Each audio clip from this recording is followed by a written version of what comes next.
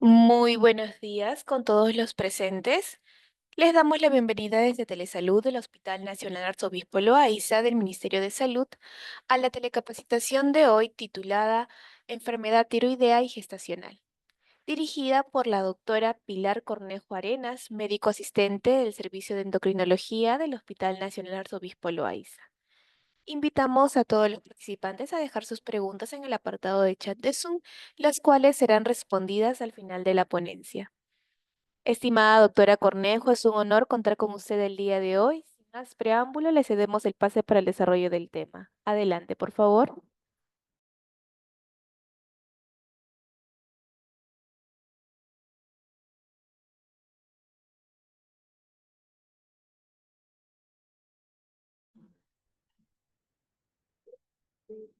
¿Ya empiezo? Muy buenos días a todos. Primero agradecer a los encargados del hospital en organizar estos cursos que ayudan para compartir conocimientos con todos los miembros del personal de salud de nuestro ministerio. El tema que voy a tratar hoy es sobre la patología de la tiroides durante la gestación. Como vamos a observar, la información es vasta, es bastante amplia. Aún no hay directivas relacionadas a screening de disfunción tiroidea en todas las pacientes gestantes. Hay poblaciones especiales en las que sí deberíamos chequear función tiroidea, pero hacer un chequeo en general con pruebas de hormonas o ecografías de tiroides aún no está recomendado. Entonces hay que establecer primero a quiénes vamos a hacer estos chequeos, cómo se van a interpretar, porque como vamos a observar en esta primera parte este, de la presentación, hay cambios fisiológicos durante la...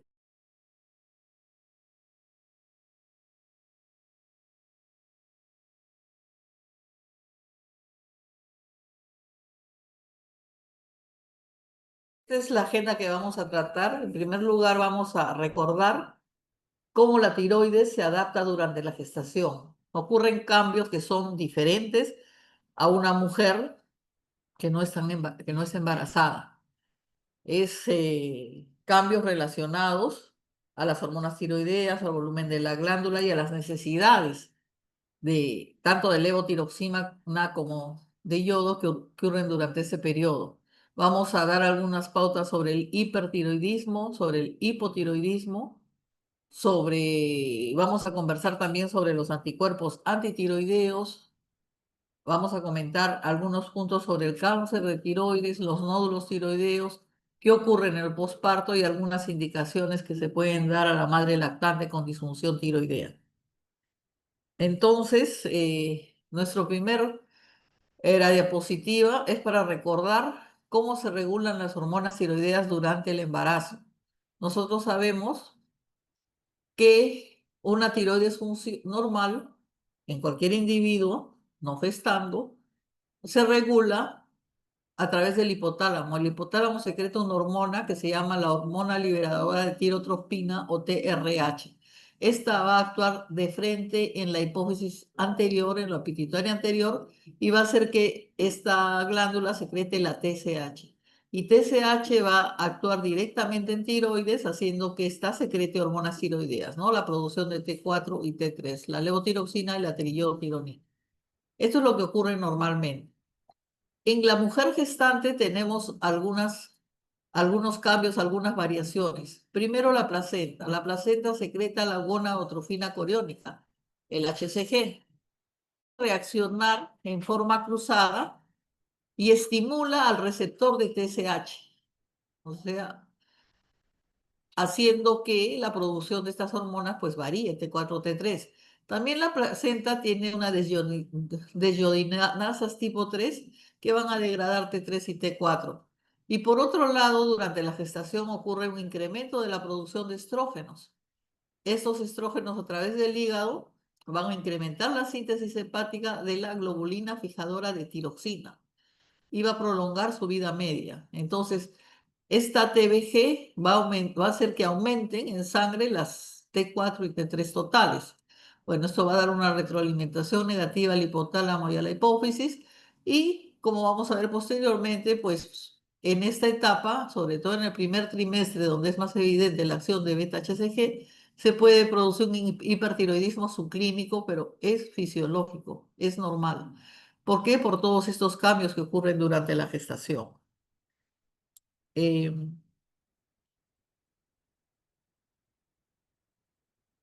¿Qué es lo que ocurre semana a semana durante el embarazo? A partir de la semana 7 del producto, ya se inicia la formación de la glándula tiroides. Pero esta glándula recién es productiva a partir de las 18 o 20 semanas, que produce pequeñas cantidades de hormona tiroidea.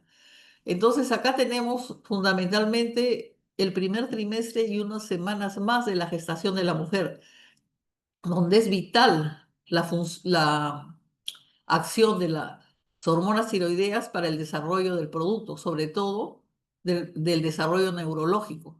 Entonces, en estas semanas es importante la producción de la hormona tiroidea materna, que es la hacer que produzca estos cambios neurológicos, el desarrollo en sí del fetito, ¿no?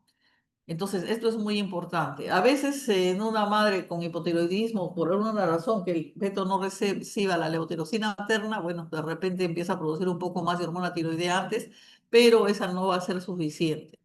Entonces, a partir de la semana 7 empieza la formación de la glándula, pero recién es productiva aparentemente a partir de la semana 20.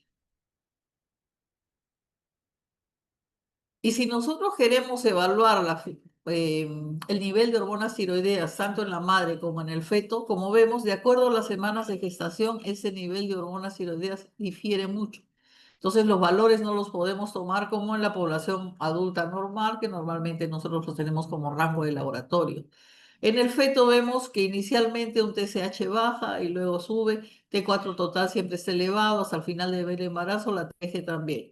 Igual, eso es en la madre, ¿no? En el fetito, igual ocurren cambios durante las semanas de gestación hasta el momento de nacimiento. Y si yo quiero ver más o menos el nivel de nacimiento, vemos que el TSH sube grandemente al momento del nacimiento y luego cae. Esto es importante considerar para cuando nosotros evaluemos o hagamos los screening de hipotiroidismo congénito, ¿no? Los valores de TSH no son iguales al de un niño normal sano, son a veces un poco más altos, de acuerdo a la semana de gestación o el tiempo de vida que tenga el recién nacido. Igual los niveles de T4 suben, hay un piquito en el nacimiento y luego normalizan.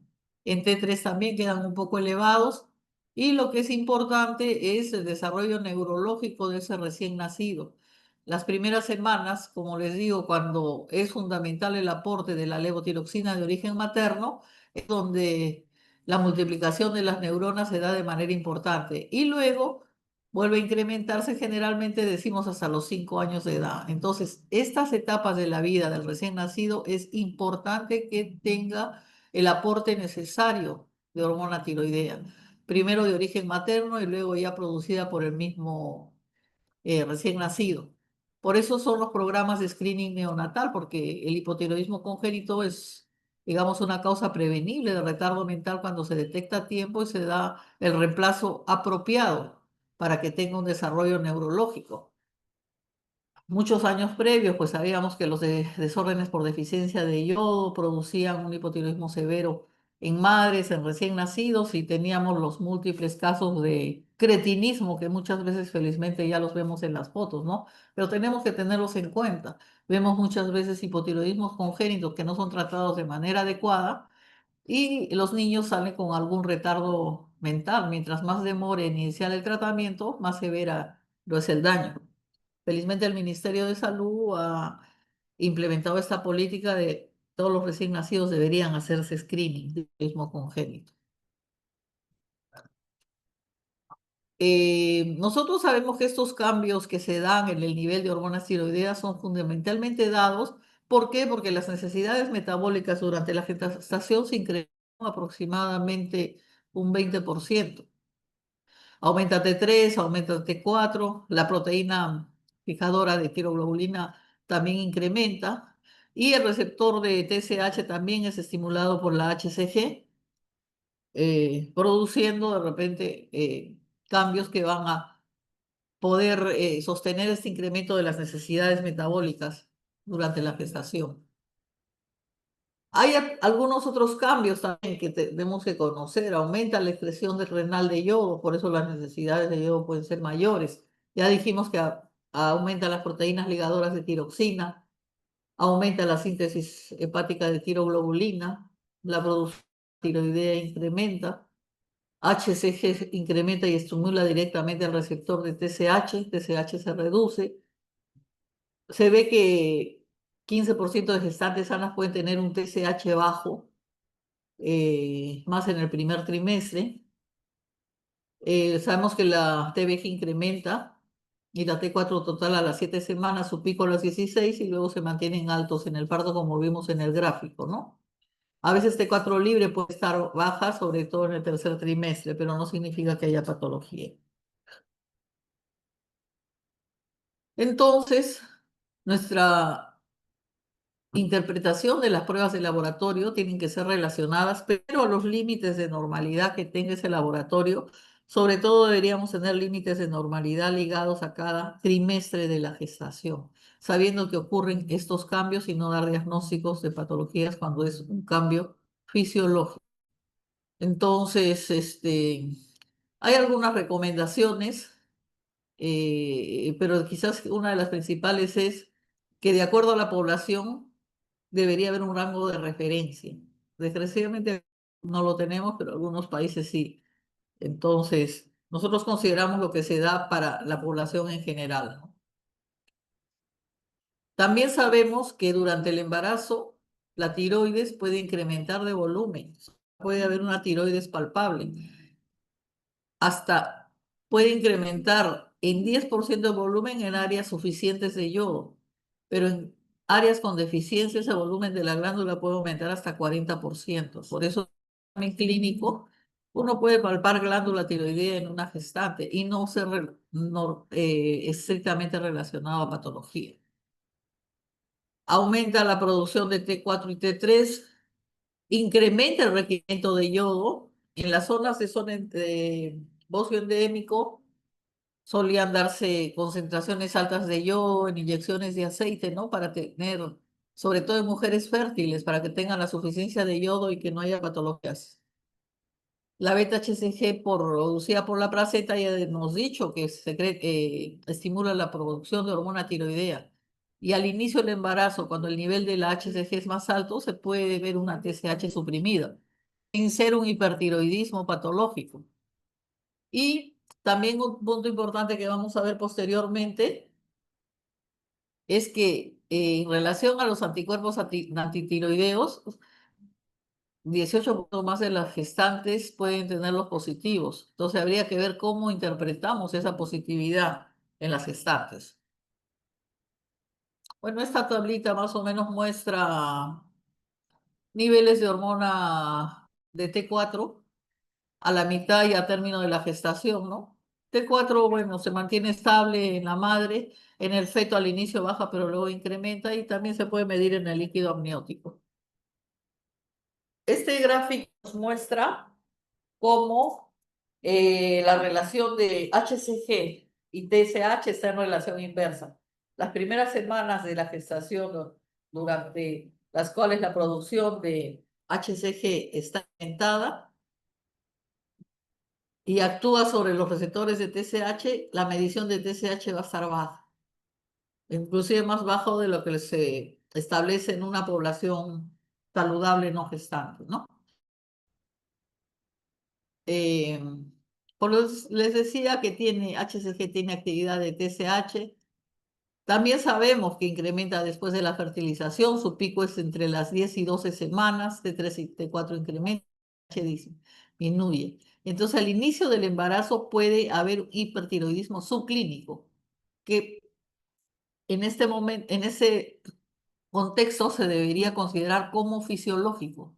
A veces acá hay una confusión, ¿será fisiológico o será un hipertiroidismo patológico?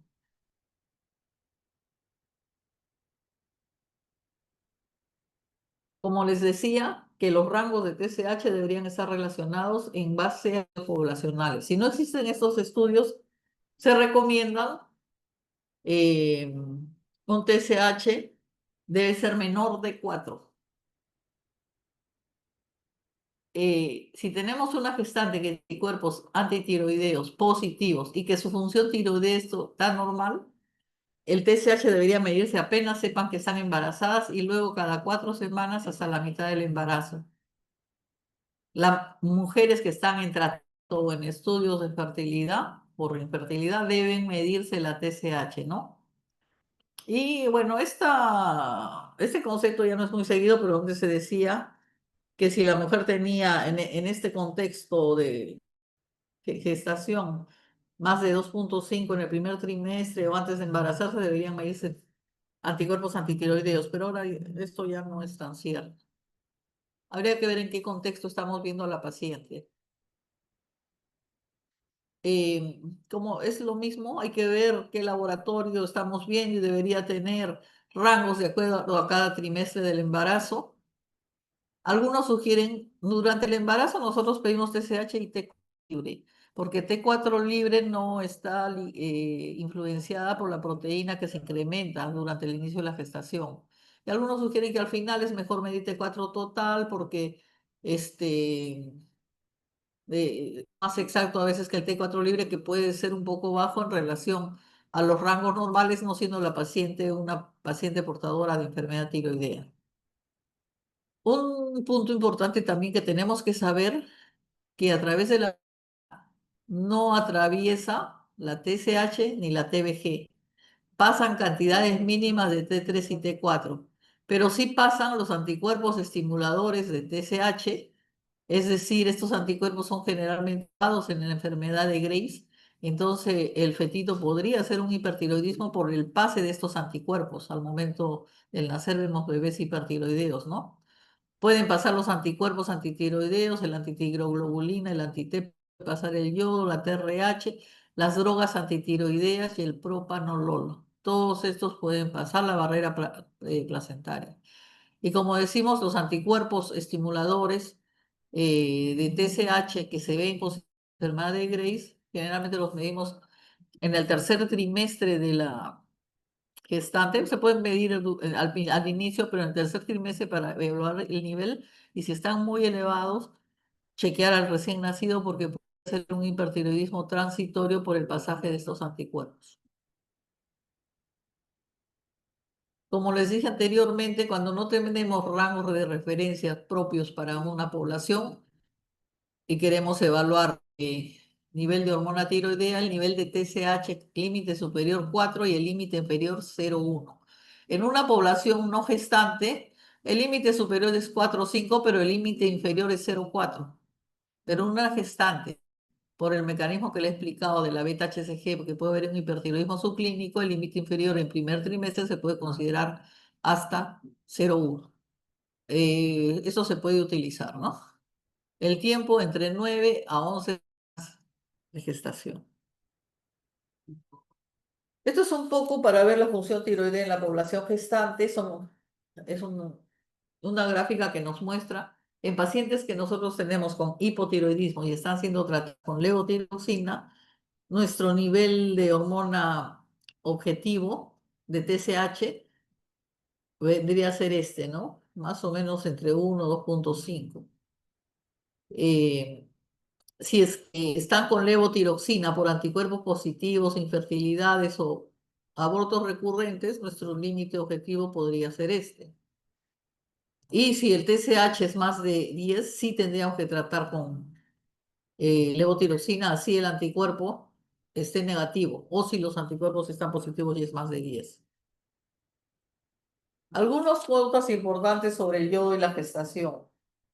Eh, Se comenta que la gestante debería ingerir por lo menos 200 microgramos de yodo al día. Se puede dar un suplemento de 150 microgramos de yoduro de potasio eh, desde antes de la gestación. En algunos lugares hay medicaciones con esta composición. En poblaciones con deficiencia de yodo se pueden dar eh, 400 miligramos anuales de aceite yodado a mujeres susceptibles de embarazo. Evitar también el exceso de yodo porque puede haber hiper o hipotiroidismo. No, no dar más de 500. Las concentraciones de yodo urinario se hace para ver estudios poblacionales. No tiene razón en hacérselo de manera individual. Recomendaciones para el consumo de yodo. La Organización Mundial de la Salud recomienda 500 miligramos de yodo al día. El, el Instituto de Medicina de USA, 220 microgramos de yodo al día. En la lactancia, 280. Los adultos en general no deben sobrepasar este límite. Esto es en general. Y más de 500 pues es mucho para una gestante.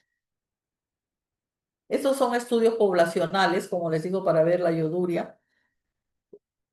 No son indicados para hacerlos de manera individual.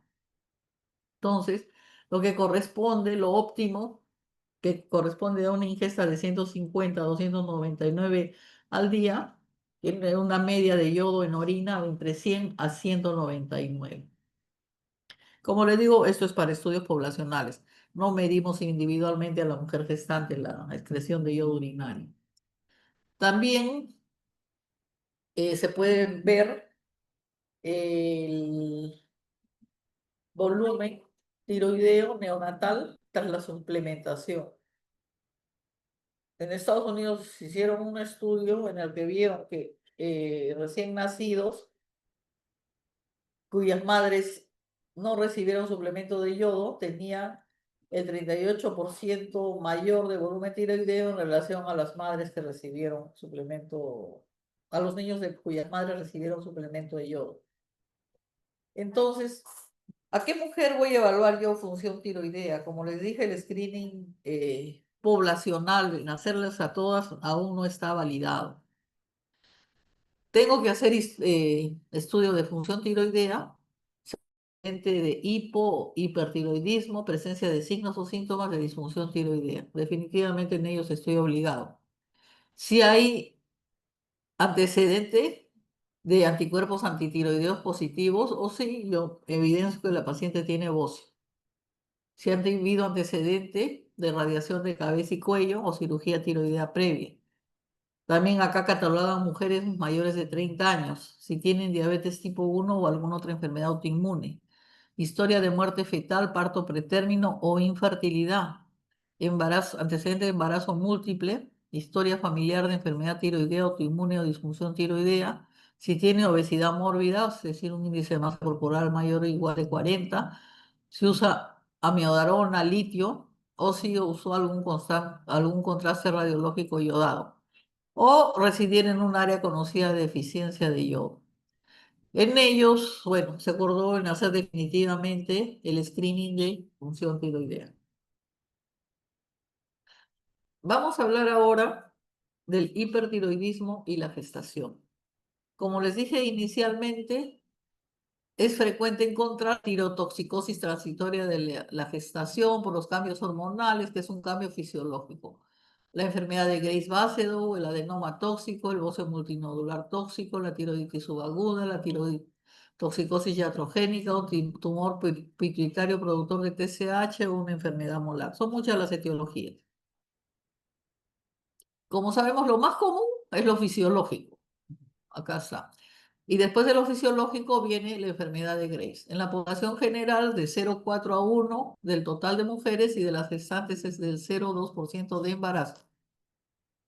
La hipertiroxinemia de la tirotoxicosis transitoria de la gestación, que se limita al primer trimestre, se produce generalmente entre el 1 y el 3% de embarazos. Entonces, esta patología que es fisiológica, bueno, esta presentación que es fisiológico, habría que diferenciarla de las otras que sí son patológicas. Entonces, esta tirotoxicosis transitoria de la gestación es secundaria de la elevación del HCG, T4 y TSH suprimido. El pico de esta HCG, como vimos en diapositivas previas, se da entre las 7 y 11 semanas y está asociada a hiperemesis gravídica. a 10 de 1000 embarazos, náuseas, vómito, baja de peso, deshidratación y cetonuria. Como ven, muchas mujeres cuando vienen por hiperemesis y son hospitalizadas, se les hace función tiroidea, se puede encontrar la TSH suprimida y la T4 un poco elevada. Y a veces pueden ser confundidas y diagnosticadas de una enfermedad de Graves. Y puede ser solamente el cambio fisiológico que es transitorio. En gestantes, en gestaciones múltiples donde vemos HCG elevado o la mola que también tiene HCG elevado, un cariocarcinoma, con el HCG elevado puede ir asociado a una tirotoxicosis, ¿no? Se ha descrito también mutaciones del receptor de TSH con una hipersensibilidad a la HCG. ¿Cómo podría yo diferenciar un Graves de esta tirotoxicosis transitoria gestacional? Miren esta figura, cuando ustedes examinan a una mujer gestante, siempre ven el cuellito. Hay personas que se les dibuja la tiroides como una mariposita, ¿no? Y cuando la palpa, pues evidencia que la glándula está crecida. Bueno, una enfermedad de Graves a mí me sugiere un TSH muy suprimido y además del T4 elevado se eleva el T3. Tienen bocio y a veces tienen orbitopatía. Y si yo le pido los anticuerpos, sobre todo el antitrap o el antirreceptor de TSH, los voy a encontrar generalmente elevados.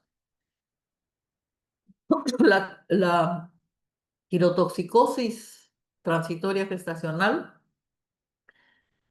va con hiperemesis, también el Graves va con hiperemesis, eso no lo diferencia, pero el HCG es más alto que lo habitual y mejoran paulatinamente, hay ausencia de enfermedad autoinmune o enfermedad tiroidea previa.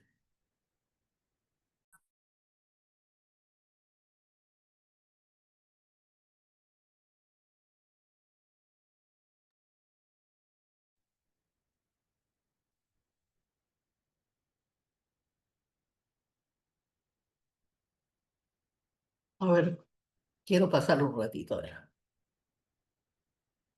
Ahí está.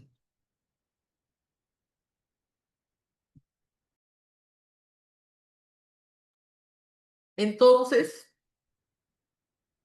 si el paciente tiene una orbitopatía, una tiroides incrementada de tamaño y un severo o moderado hipertiroidismo, probablemente se trate de una enfermedad de Graves. Si no tiene esto, puedo medir el antitrao, o sea, el receptor, el antirreceptor de TSH o el estimulador que es el TSI.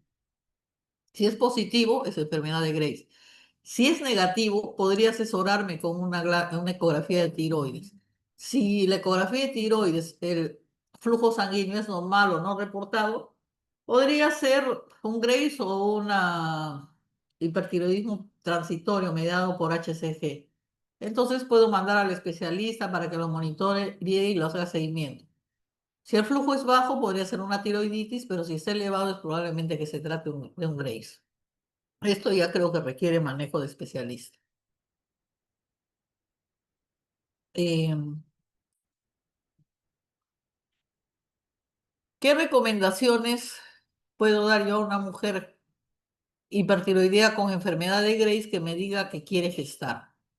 Primero, que el embarazo debe posponerse hasta que la función tiroidea esté normal y estable, por lo menos con 2 controles seguidos con un intervalo de un mes de diferencia, ¿no? Que esté eutiroidea, no que esté descompensada.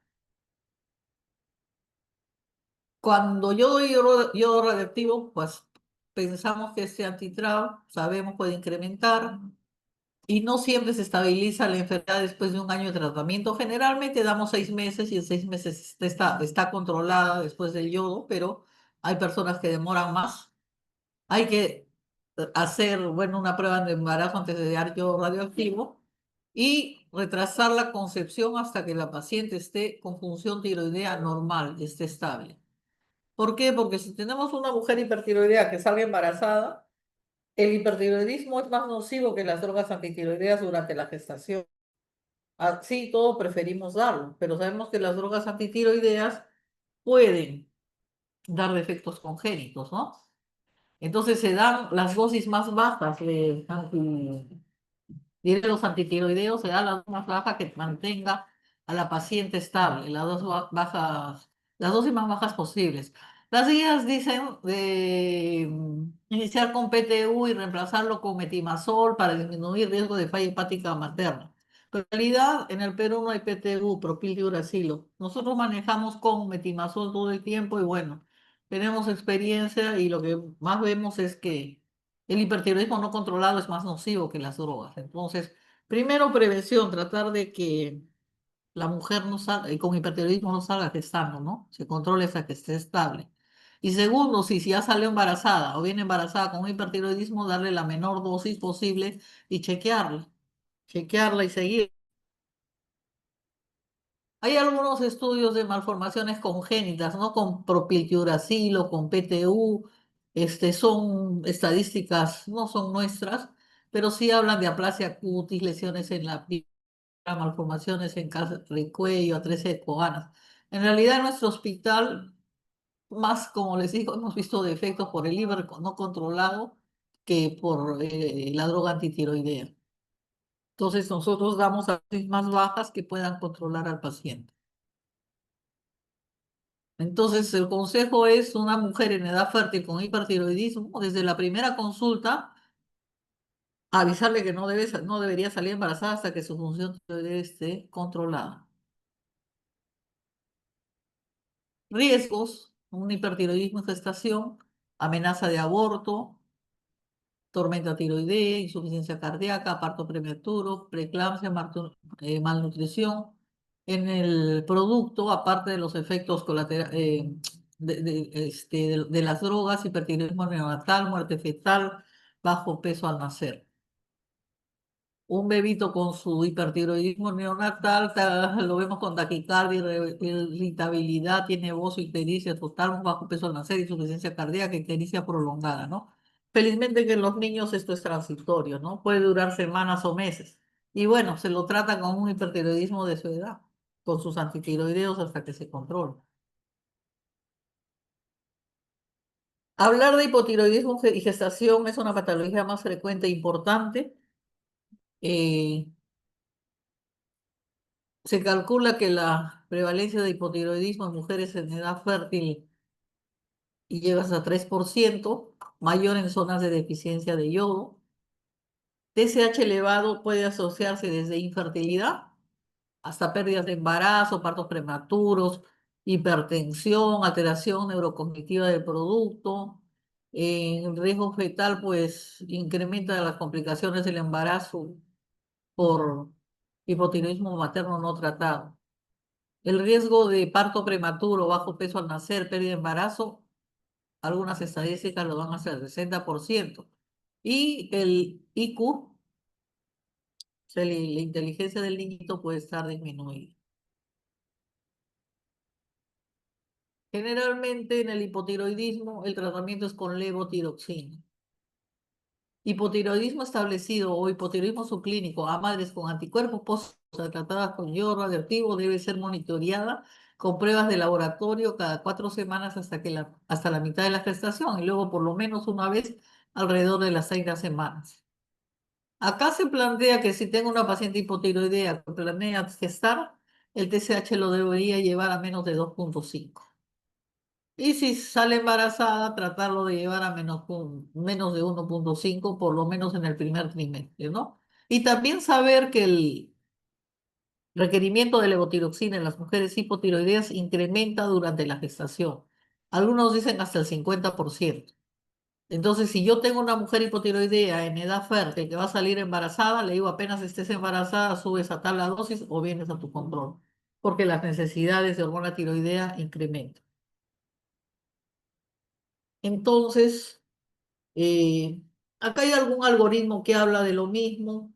Si tiene menos de 2,0 normal, es una mujer con hipotiroidismo. Si está entre 2,6 y 4 y el anticuerpo es positivo, si ha habido historias de abortos, etcétera, entonces dar levotiroxina igual, mantener levotiroxina, pero si no hay ese riesgo, bueno. eh, Si no está sin levotiroxina, mantenerla sin levo, pero si está con levotiroxina, nosotros la mantenemos. Y si el TSH está elevado, pues ahí sí habría que tratar. El hipotiroidismo subclínico es aquel en el que el TSH está ligeramente elevado, menos de 10, y el T4 libre está normal. Cuando este hipotiroidismo subclínico tiene anticuerpos positivos en una gestante, sí debería tratarse. Si el TSH es más de 10, así el anticuerpo esté negativo, debería tratarse. Pero si el TSH es menos de 4 y el anticuerpo negativo, debería tratarse. Hay hipotiroxinemias, o sea, T4 bajos, aislados, que no deberían ser tratados de rutina en el embarazo. Se debe estudiar a la paciente. Acá un punto importante también a tratar es durante qué pasa en la fertilidad. Personas que están en terapia con infertilidad y no están hipotiroideas o es algo subclínico, siempre existe la duda si tratar mejora la fertilidad o no, la evidencia aún es débil, pero se prefiere tratar. El que va a fertilización in vitro debería ser tratado, el hipotiroidismo subclínico.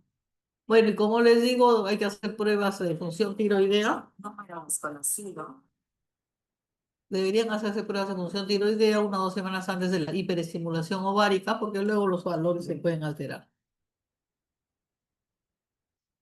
Otro punto importante que vemos, sobre todo derivados por los ginecólogos cuando hay una mujer en estudio por infertilidad o abortos recurrentes, son los autoinmunidad. Mujeres con anticuerpos positivos, pero función tiroidea normal. Estos anticuerpos positivos, muchos estudios han demostrado que incrementan el riesgo de infertilidad o aborto.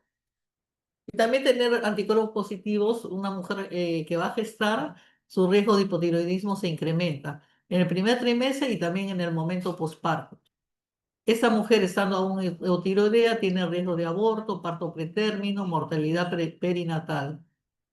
Y mujeres con anticuerpos positivos que han sido sometidos a fertilización in vitro tienen más riesgo de pérdida de embarazos. Los resultados cognitivos en el producto aún no son claros. Hay varios estudios que indican pues anticuerpos positivos en relación a controles y el riesgo de aborto. La mayoría pues hablan que los positivos es estadísticamente significativo con el incremento de riesgo de aborto. Si la función tiroidea es normal, tener un anticuerpo positivo no implica dar tratamiento con levotiroxina, si la función tiroidea es normal. Durante la gestación, algunos estudios indican que disminuye la tasa de abortos y algunos que no hay ningún cambio. Y antes de la gestación no han demostrado ningún beneficio, ¿no? Cuando la mujer está hipotiroidea y los anticuerpos son positivos. Si está hipotiroidea o hipotiroidismo subclínico, sí debería tratarse. Entonces, repitiendo, si el anticuerpo es positivo, deben hacer monitoreo de TSH, estando la mujer con función tiroidea normal. Suplementar selenio no da ningún beneficio. Eh, Algunos estudios, 2017, hablaban anticuerpos positivos y tienen pérdidas, embarazos, abortos recurrentes, podría dar algún beneficio darle botiroxina, pero eso no es contundente. Corticoides definitivamente no está recomendado a mujeres con anticuerpos positivos. Y mujeres hipotiroideas y eutiroideas con anticuerpos antitiroides que van a realizar fertilización in vitro podrían ser tratadas. Lo pongo en condicional porque eso no hay evidencia fuerte. Bueno, es lo mismo.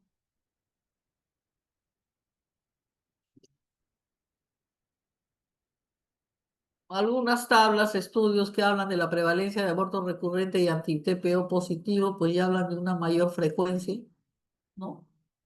Con un riesgo con un odds radio mayor de 1. Eso sí, está experimentado. Entonces, este, mujeres con alto riesgo que van a salir apenas se confirme que están embarazadas, medimos TSH. Si el TSH está entre 2,5 y 10 y el anticuerpo es negativo, no tratamiento. Si está en 10, sí tratamiento. Y si son positivos, los anticuerpos, si está en 2,5, considera tratamiento. Pero mujeres en infertilidad, en más de 10, definitivamente dar tratamiento. Igual los estudios como le digo, no hay estudios concluyentes, hay muchas dudas, a veces por infertilidad, por abortos recurrentes, se puede dar beneficio de duda y dar algo de considerar tratamiento con levotiroxina, pero la evidencia no es clara. Lo mismo. Hablemos del nódulo tiroideo y cáncer de tiroides. Personas con nódulos tiroideos durante el embarazo, o sea, o con cáncer tiroideo, durante la gestación no incrementa el riesgo ni la agresividad del cáncer. Lo que sí pueden crecer en volumen los nódulos, poquito, los diferentes estudios lo demuestran, inclusive postparto pueden mantenerse elevados y luego ya bajar de tamaño, y no solo de volumen, sino también podrían crecer en número los nódulos tiroideos, pero no necesariamente aparecer cáncer. Si yo tengo una paciente que detecto cáncer al inicio del embarazo, debo monitorizarla con la ecografía. Si crece sustancialmente o aparecen ganglios, debería considerar la cirugía en el segundo trimestre. Si está estable hasta la mitad del embarazo o recién se diagnostica en la segunda mitad del embarazo, puedo diferir el tratamiento hasta el posparto. Y se recomienda esperar por lo menos 6 meses cuando una mujer fue tratada con yodo radioactivo, tanto por cáncer o como por hipertiroidismo, para que la mujer salga embarazada.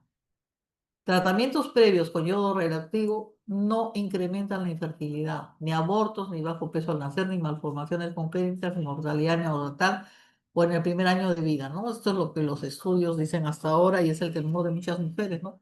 No quiero todo porque voy a salir embarazada, pero hasta ahora no se ha demostrado que produzca algún daño de ese tipo.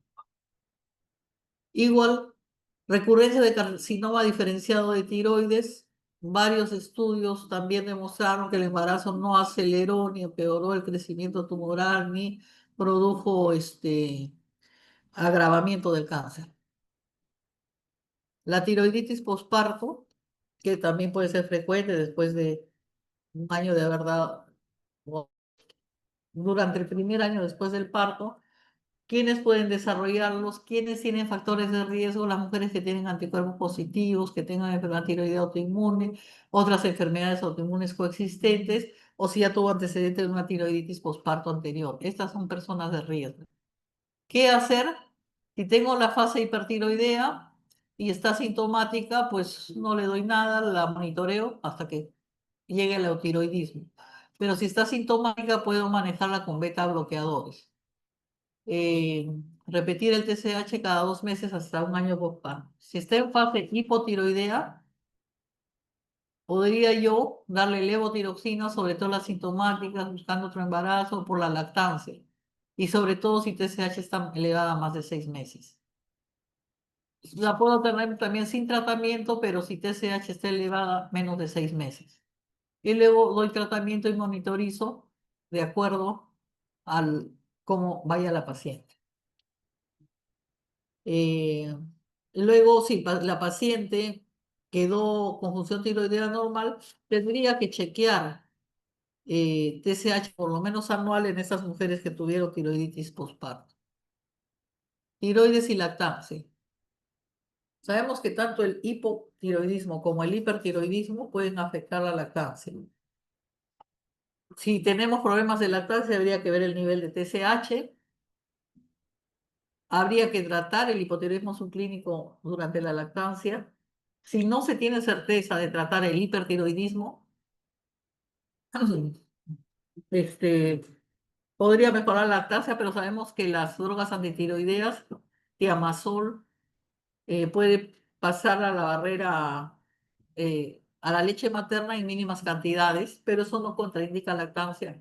Pero sí la contraindica el yodo radioactivo tecnesio 99 durante la lactancia.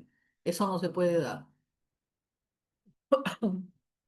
Como digo, madres que toman levotiroxina también transfieren algo en mínima cantidad a la leche materna, y eso no contraindica que la tomen, que no tomen su pastilla, tienen que tomarla. Propiltiuracilo y metimazol también pasa en pequeñas cantidades. Entonces, si es necesario usar drogas antitiroideas durante la lactancia, se recomienda darlas, pero en dosis bajas, no más de 20 de metimazol o 450 de propiltiuracilo.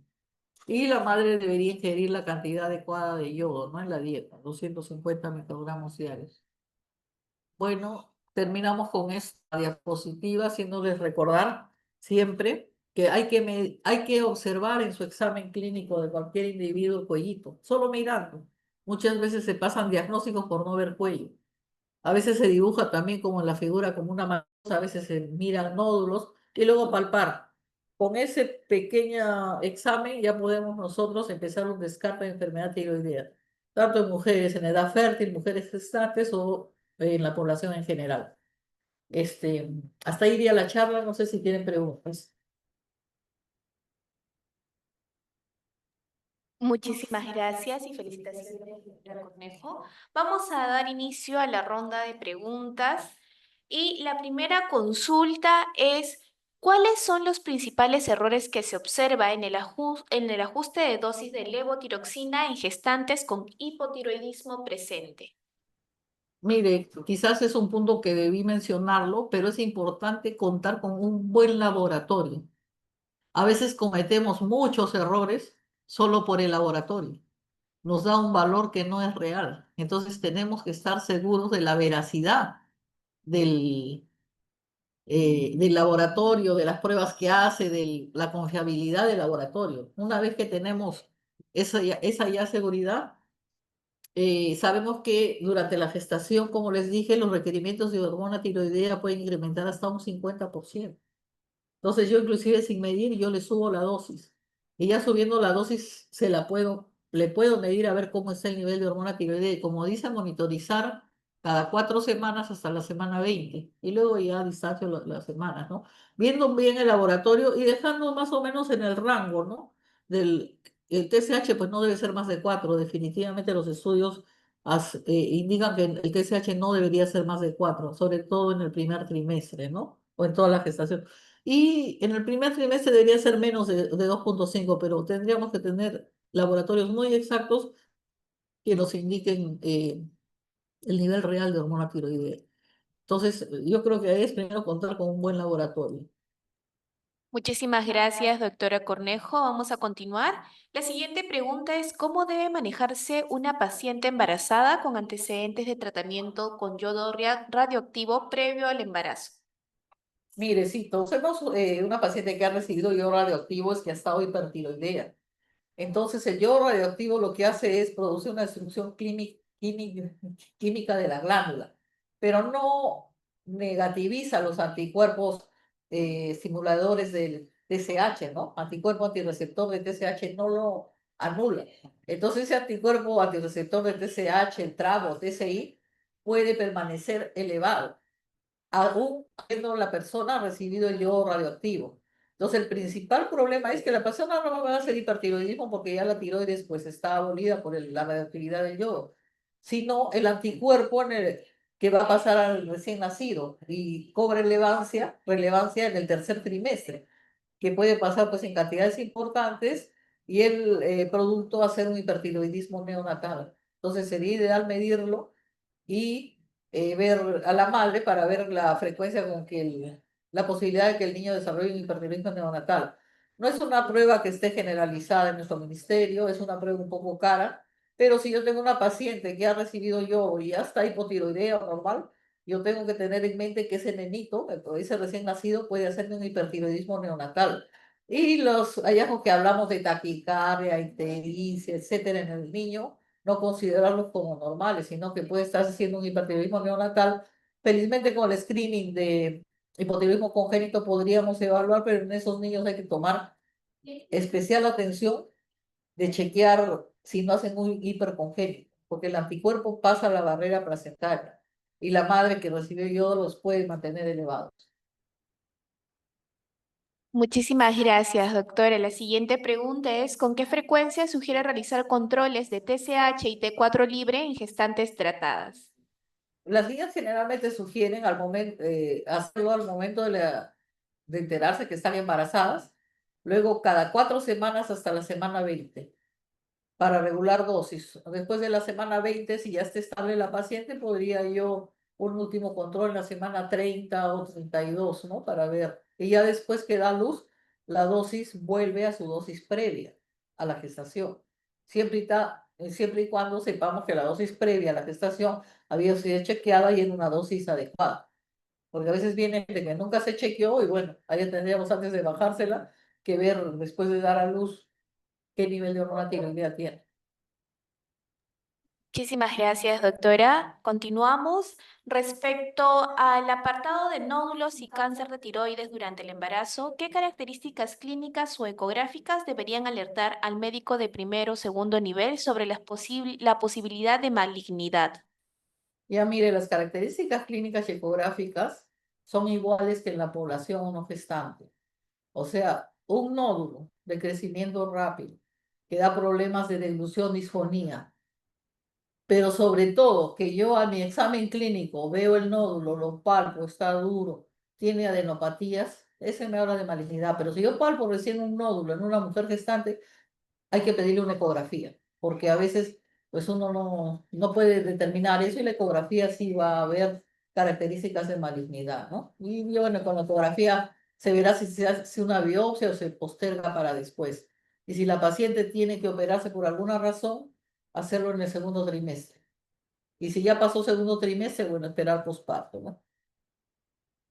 Muchísimas gracias, doctora. La siguiente pregunta es, ¿qué parámetros deben monitorizarse durante la gestación en pacientes con diagnóstico previo de cáncer de tiroides tratado? Mire, eh, igual que en la persona no gestante, porque la gestación no es un estado en el que va el cáncer ser más agresivo, aparecer o descompensarse. Y normalmente el chequeo que hacemos nosotros en los cánceres diferenciados de tiroides en la población es de acuerdo al tiempo de cáncer, medirle tiroglobulina, anticuerpo tiroglobulina, ver el nivel de TSH, T4 y una ecografía de partes blandas para ver ganglios. Esos son los chequeos que se hace de cáncer en general a la población y eso no difiere cuando la mujer está embarazada, porque como le digo, el embarazo no es una situación que empeore el riesgo de agresividad del cáncer. Muy bien, ya nos vamos con las últimas preguntas. Dentro de las últimas preguntas tenemos, ¿cómo podría comentar cómo se abordaría un caso de hipertiroidismo autoinmune diagnosticado en el segundo trimestre? Mire, un punto importante es que el hipertiroidismo autoinmune de enfermedad de Grace generalmente durante la gestación mejora. Y si yo tengo previamente una mujer antes del embarazo, por ejemplo, que hizo un hipertiroidismo por Grace y sale embarazada, generalmente yo le bajo la dosis porque el hipertiroidismo mejora y como dicen, hay que darle la menor dosis de antitiroideo que la mantenga bien. Entonces, en tal caso hago lo mismo con la persona, pues si está hipertiroidea clínica, la tengo que tratar con antitiroideos a la menor dosis de antitiroideos que me la mantenga estable, ¿no? Porque un hiperdescompensado, cero, definitivamente, pues le doy la dosis un poco más alta, porque prioridad es la mamá, y si la mamá está descompensada, el riesgo al producto es mayor. Pero segundo trimestre, eh, que es un Graves, la tengo que tratar con antitiroideo. Y como le digo, generalmente mejora la agresividad del Grace durante el embarazo. Eso sí, una vez que da luz puede otra vez empeorar. Pero se la trata con la menor dosis de antitiroideos, teniendo cuidado con los beta bloqueadores. El beta bloqueador puede dar bradicardia fetal. Entonces, si necesita, hay que monitorizar el corazón del fetito. Pero, bueno, con una indicación, pues, y control se pueden dar. Generalmente la respuesta ahí sería antitiroideos a las dosis más bajas que la mantengan estable. De repente, un TSH en el límite inferior y un T4 libre en el límite superior. Muchísimas gracias, doctora Cornejo. Y para cerrar esta ronda de preguntas, ¿qué tan frecuente es la tiroiditis posparto y cuáles son los factores de riesgo más importantes? Ya. Mire, no tenemos estadísticas acá en nuestro medio, pero eh, la frecuencia se da mayor a enfermedades que tienen otras enfermedades autoinmunes, que haya tenido anticuerpos positivos, que hayan este, tenido antecedente de una tiroiditis posparto anterior. Son las personas de mayor riesgo, ¿no? Y la frecuencia, bueno, en nuestro medio no conozco todavía estadísticas, pero generalmente sabemos que pueden durar hasta un año, pueden estar en la fase de hiper o hipotiroidismo y la medicación del hiper no es con antitiroideos, puede ser con beta bloqueadores si hay mucha sintomatología. Igual el hipotiroidismo puede ser transitorio, generalmente leve y se puede dar tratamiento en dosis bajas de hormona tiroidea y esto generalmente pasa. No sé, acá hay que evaluar a la persona de riesgo. Muchas veces las personas no se chequean, pasa el tiempo y ni sabemos que tuvieron esta patología, ¿no? O sea, la frecuencia yo no la tengo, pero sí antecedentes de enfermedades autoinmunes y la misma tiroiditis por parto previo o anticuerpos antitiroideos positivos son factores de riesgo para desarrollar. Muchísimas gracias, doctora Cornejo, por compartir su valioso conocimiento y experiencia sobre un tema de tanta relevancia como es la enfermedad tiroidea en la gestación.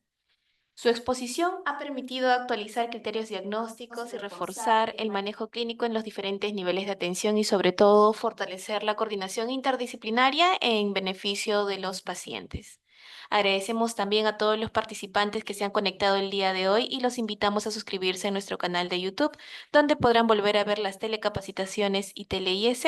Nos encuentran como Hospital Nacional Arzobispo Loaiza. Asimismo, los invitamos a escribirnos en los comentarios otros temas de interés que les gustaría que se llevaran a cabo próximamente.